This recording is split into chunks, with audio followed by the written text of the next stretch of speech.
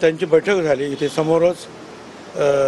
महिला विकास त्यांचा जो हॉल आहे, तर त्याच्यानंतर त्यांनी मला सांगितलं होतं की आमची मिटिंग झालं, आम्हाला तुम्हाला भेटायचं आहे. त्यामुळे मी थांबलो होतो. त्यामुळे त्यांची मिटिंग झाल्यानंतर ते आले, त्यांनी त्यांची मतं मांडली आणि त्यांनी हेच सांगितलं की आम्ही सगळे त्रस्त आहोत की हा निर्णय असा कसा होऊ शकतो, कारण तुम्ही ओबीसीचा आवाज उठवणारे राज्यात मैदानामध्ये सुद्धा, विधानसभेत सुद्धा आणि मंत्रिमंडळात सुद्धा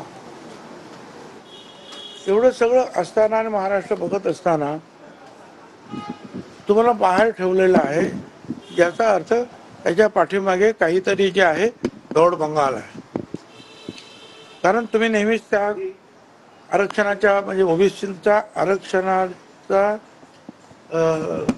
पाठराखण केलेली आहे.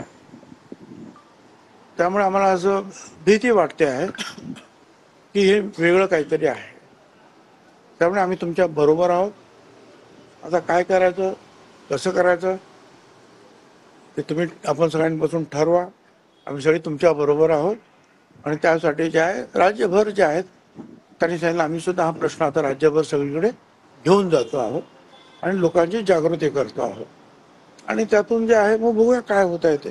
तुमची आता भूमिका काय असणार आहे या सगळ्यांच्या बाबतीत? कारण का त्यांचं असं म्हणणं आहे की तुम्ही जो निर्णय घ्याल, जी भूमिका घ्याल त्यामागे तुमच्या उभं राहू. तुमची आता भूमिका काय असणार आहे? तुम्हाला खूप घाई झालेली आहे माझ्या भूमिकेची, पण माझी भूमिका घ्यायला मला अजून वेळ लागेल आणि त्यासाठी मी या सगळ्यांशी चर्चा करतोय. तुमच्या मंत्रिमंडळात तुम्हाला मंत्रिपद न दिल्यामुळे आम्ही अजित पवारांना थेट प्रश्न विचारला, छगन भुजबळ का मंत्रिपद का दिलं जातं? ते म्हणतात की नवीन तरुणांना संधी द्यायची होती. चांगली गोष्ट आहे ना.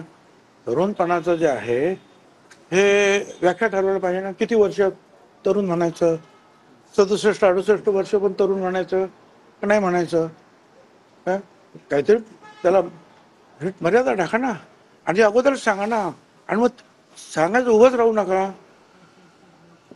आणि म्हणून तर मी सांगत होतो अगोदरच 5 महिन्यापूर्वी की मला अगोदर लोकसभेत पाठवत होते, तयारी झाली माझी सगळी, तिथे मला थांबावं लागलं.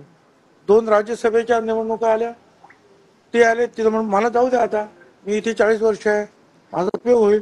नाही तुम्हाला तुमची गरज राज्यामध्ये जास्त आहे, मग आता ताबडतोब कमी झाली गरज. कशा मग लढायला सांगायचंच नाही ना.